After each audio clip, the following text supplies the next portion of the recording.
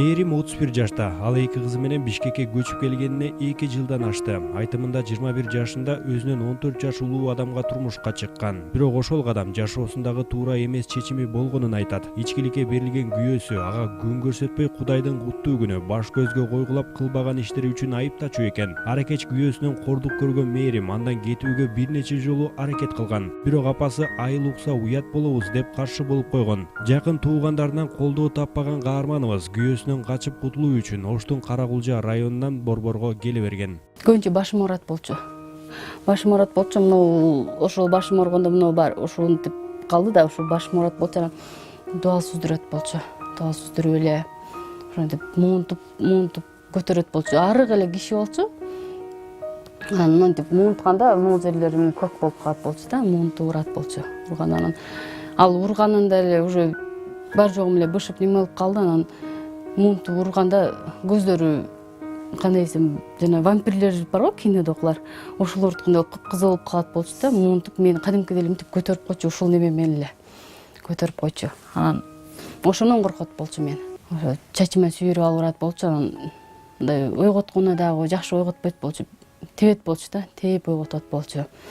Анан түндүн жарымы болсо дагы саат 11би, 3бү кайсы убакта ичкиси келип калса, жөн тур мага арак алып келип бер дебейт болчу. Тебет болчу, тээп анан кийин ойготуп арак алып келет. Дүкөндөр жаңак болчу. Айланып келсем, ошондо дагы сени арак таппай, бирөө менен жатып келдиң деп урат болчу да. Экинчи кызым төрөгөндө үйгө келип алдым, ажырашып, ыйлап келип эме кылгам. Келгенде апам кайра эле кет балам, жаша. Сен эле барыпсың ушу Кыргызстан боюнча, ушу айыл боюнча барып жаша кайра дейт болчу. Жолдошум келип бас алып кетейин, жашайбыз дебейт болчу. Мен кайра өзүм барат болчум. Анан барсам дарбазадан кирип барганда айтат болчу. Кайра өзүң келдиңби? Ушундай эле болосуң. Ошон үчүн жашаш керек болчу деп неме кылат болчу. Мен урганына чыдабайт болчум, анан ичкенде келип муунтуп урат болчу да, муунтат болчу. Күнүнө ичип келип тапканы жакшы эле болчу. Ошонун жарымын эле кетип калат болчу да, ичкенге элечи. Анан артынан ичкен достору келет болчу, ошо тааныштары келет болчу. Алардан кызганып урат болчу мени. Мээримдин Бишкекке жаңы келген күндөрү азыр деле көз алдында. Акча жоктон улам батир акчасын төлөй албай, көчөдө калган күндөрү болгон. Бир сындырым нанга зар болгон балдары ыйлап, кыштын күнү үшүп тоңуп салынып бүтпөгөн имаратта жашаган. Каарманыбыз күйөөсүнөн кеткенден кийин боюнда бар экенин билген. Кыйналып турса да курсагындагы эркек баланы төрөйүн деп чечкен. Сууктун күнү болчу. Мамамдар жактан болбой кыйналып атты. Наныбыз жок болуп калды. Ошентип квартиранттардан акча сурап, нан сурап жашачумун. Анан чыгарып койду сыртка. Ушу балдарым менен эле чыгарып койду. Анан бүтпөгөн этажга үй бар экен. Ошол жерге кирип, немелерим, бул буюмдарымды, тамактарымды ошол эле жердин эле квартиранын эле багаж немесин гаражына эле коюп койдум. Анан балдарымды алып, плед-слеттерим менен ошол бүтпөгөн эле этаж үйдүн ичине кирип кеттик да. Каяка барып жашайбыз, эч ким жок бул жакта. Анан тааныштарга жолуккум келбейт, эмнегедир. Анан баягы эле үйүнө батпаган кыз, тууган урукка деле батпайт экен, тааныштарга деле батпайт экен. Анан ошол үйгө кирип алып, кыштын күнү, февраль болуп калды эле. Январь бүт неме алып калды. Анан аябай кыйналып, үшүп олтурабыз да, балдарым мененчи. Качан кайсыл күнү келип, кайсыл алкаш келип, бизди уруп кетет экен, балдарым алып кетет экен деп, Кудайдын тилин. Булар байкуштар, мама үшүп атабыз, апа үшүп атабыз дешет байкуштарчы, аябай мат. Балам чыдагыла деп, бул кичинекей болчу, 1 чыгалат болчу. Кичинекей балам. Эмизип отурам, сүтүм эле чыкпайт да. Ыйлаган сайын, неме алган сайын сүтүм чыкпайт.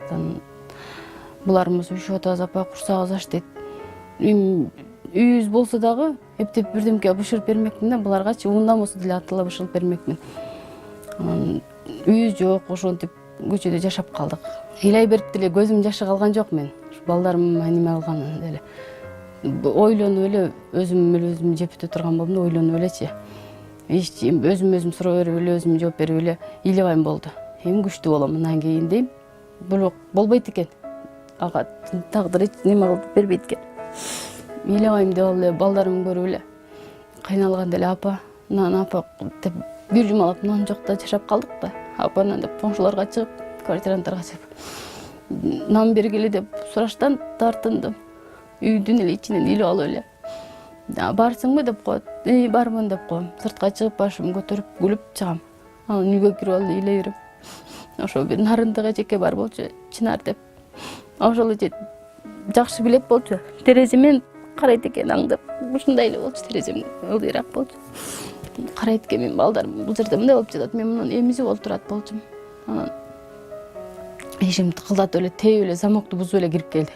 Урасыңбы? Мени неме кыласыңбы? Мен балдарым жатышы эмне? Бужумадан өтүп кетти. Же тазалыкка барбайт балдарың, же эшикке чыга акпайт. Эмне кылганың бул дейт. Тура албай калышты балдарым. Тамак аштан жегенде неме болчу. Анан эмне кылайын дедим. Көчөгө чыгайынбы дедим. Балдарымды таштап дедим. Чыга албайм дедим. Десем, биз азыр сага продукт кылып келебиз деп магазинге барып толтура эле акчага алып келиштиби, карызга алып келиштиби билбейм. Алып келишти, продукт кылып алып келишип, муну же. Өлүп каласың, сен өлбөйсүң, но балдарың өлүп калат эртең күнү. Дешип продукт алып келишти. Учурда Мээрим 3 баласы менен Арча бешик конушунда Батирде турушат. Акча жоктугунан Батир акысын 2 айдан бери бере элек. Тапкан акчасы тамак аштан артпайт. Эл катары иштеп акча табайын десе, чиедей 3 баласын эч кимге таштап кете албайт. Мындан улам ал кайрымдуу адамдардан жардам суроого аргасыз. Ушул кыздарымды мектепти жакшы окуп, анан мени ушул ыйлаган көз жаштарымды ошол унутуп, неме кылса, анан кыздарым чоң окуу жайларга окуп, неме кылса, анан үйлүү болсок деп ойлойм да, үйлүү бир 2 комната болсо да өзүбүздүн үйүбүз болсо деп тилейм да Кудайдан, же ошентип неме алып калам.